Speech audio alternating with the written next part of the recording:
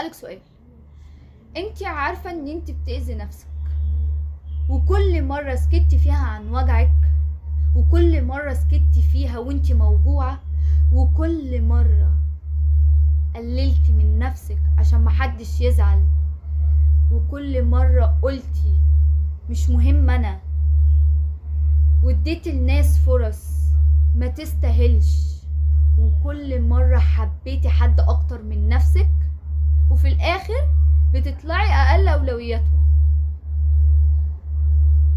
انت كده بتقتلي نفسك بالبطيء، وده مش اسمه طيبة ولا اسمه قوة، ده اسمه استنزاف وكسرة قلب.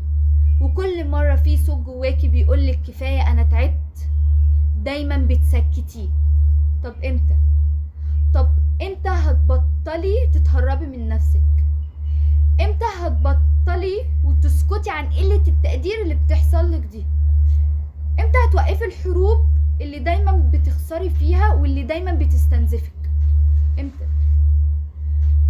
قومي، لا بجد قومي وكفاية، وارجعي لنفسك وافتحي عينك وقفي، ومن النهاردة اختاري نفسك. اختاري نفسك حتى لو كله مشي، حتى لو وجعك لسه في الاول، ده وجع وبيشفيكي مع مرور الوقت. ده وجع بس بيشفيكي، مش زي الوجع اللي انتي بتعيشيه دلوقتي، كل يوم بيكسرك اكتر عن الاول.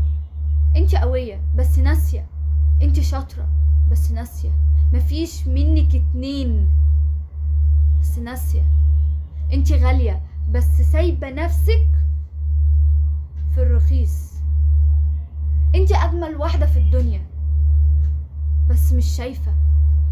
ارجعي لنفسك، فوقي، وكفاية كفاية كفاية بالله عليكي، كفاية ان انتي تدي لحد اكبر من حجمه. كل واحد اديله على قد حجمه وعلى قد مستواه. كفاية ان انتي تدي قيمة للناس اكبر من حجمها. كفاية، وبصي لنفسك، بصي لنفسك، وكفاية استهتار لحد هنا.